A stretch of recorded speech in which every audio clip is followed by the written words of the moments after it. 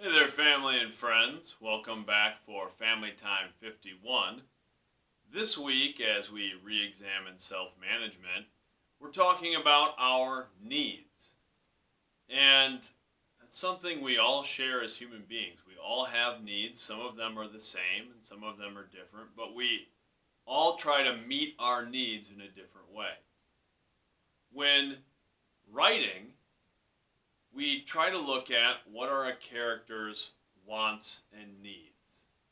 That's really the basis of characterization. That's something that I picked up from other professional writers, and I thought it was such strong advice. And that's really, if I'm writing something, how I tried to build around it is what is this character's motivations? What does this person need or want? And then how does that individual go about fulfilling those needs? Then the story really becomes what are the obstacles that get in the way of meeting those needs and wants. And that creates the conflict. That creates the story arc. But really, it's the same thing in our lives.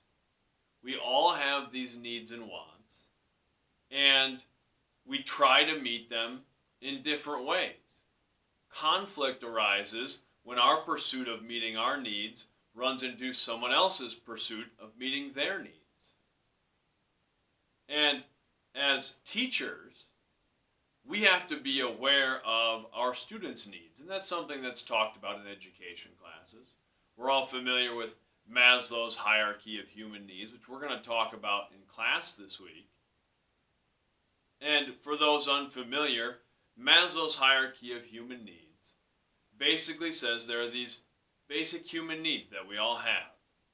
And we have to fulfill the baser needs before we can move to the other needs, move up the ladder to what might be considered sort of a higher order of thinking or higher order of existence or whatever it might be. And it starts with meeting our physiological needs, things like food, shelter. Then it moves up to safety needs, a sense of feeling safe, of feeling like we're okay. Then the next step is love and belonging, a sense of acceptance. Then it gets into esteem, self-esteem and self-efficacy. And the highest level is self-actualization.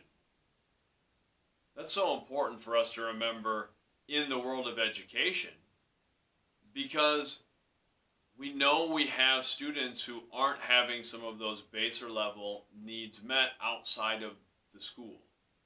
And that's a tragic thing. We know some of the people watching this right now aren't having those baser needs met or are struggling to meet them themselves. And we really can't expect people to operate at any of those higher levels without first meeting those other needs. And as an educator, I try to think of it as if I have a student in my classroom who isn't having one of those baser needs met, maybe their physiological needs aren't being met at home consistently. Maybe they don't have a sense of safety. Well, if a student doesn't feel safe, that student can't learn. And we still expect those students to do the regular academic things, to meet the standards and the benchmarks that we set out for them, and to do the coursework. And we can't really abandon them. We have the system that we have, and we can work to change some of those things, but we have to understand that if we don't provide some supports at those baser needs, those students aren't going to reach to that higher level in terms of those hierarchy of needs. And I look at it as being sick. All of us have been sick in some way or another. And if we're really sick, if we have a really bad flu or something like that, often the only thing we're thinking about is just not feeling that way anymore. When we're really sick, we're not thinking about the other obligations we have in our daily life. We just don't want to feel bad anymore. The reality is, we have people in our classrooms who feel that way every day. We have people in our lives. All of us have people in our lives who have those at least negative moments where maybe some of those baser needs of whether it's physiological or feeling safe or feeling a sense of love and belonging aren't being met. That's why it's so important for us as educators to at least try to meet some of those needs, to offer supports for the physiological side of things, but in our classrooms, to really create a sense of safety and love and belonging, because we have some say in those things. We can't control everything outside of our classrooms, but we have some say in those areas. We can create an environment and a culture that feels safe, that feels inclusive, that creates a sense of love. And we have to do those things. We have to understand that everybody in our lives is also trying to meet those needs.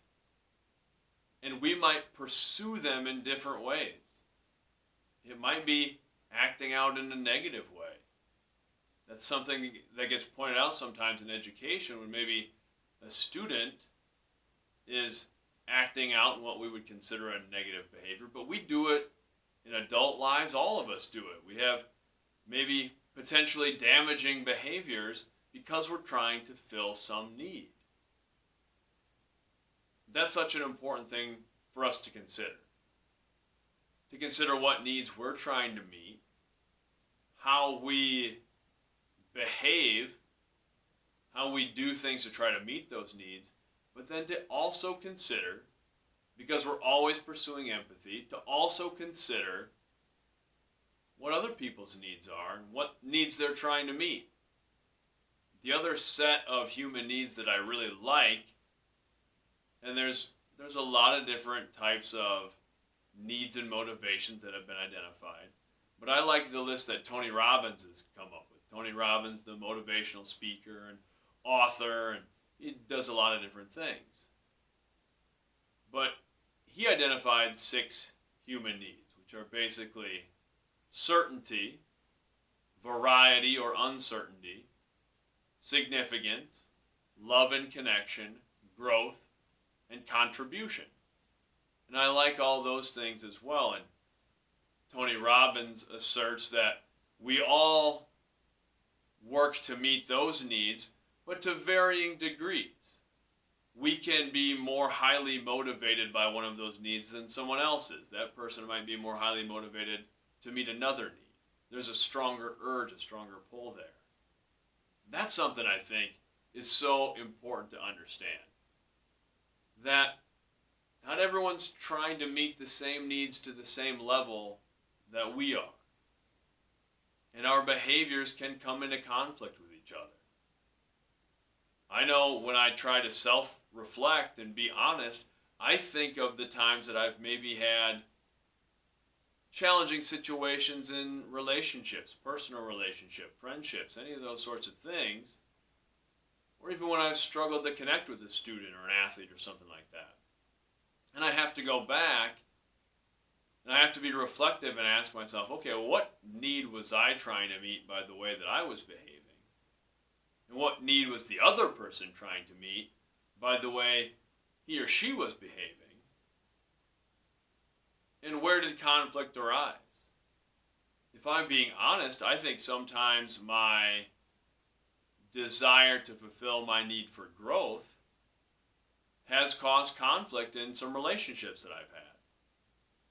By my own estimation, I'm highly motivated by growth, as it's identified by Tony Robbins.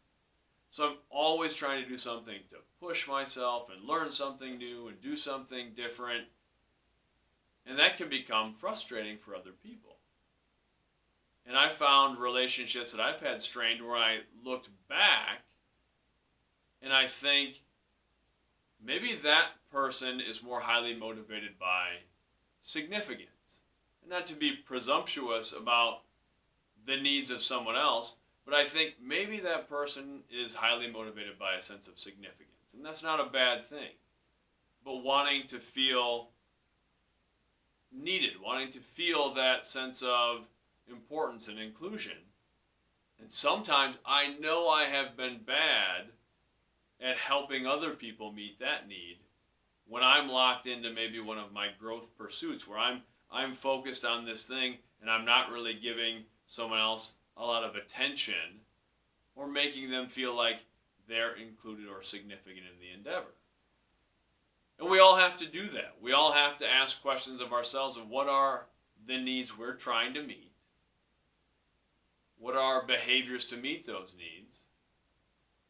And what are the needs of other people? We've already talked about this year about our behaviors and how our behaviors impact other people. But this is taking it a step farther. This is now looking at what are the motivations?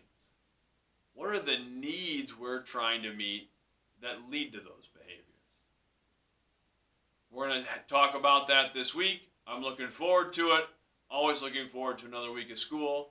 Let's have a great one. Much love.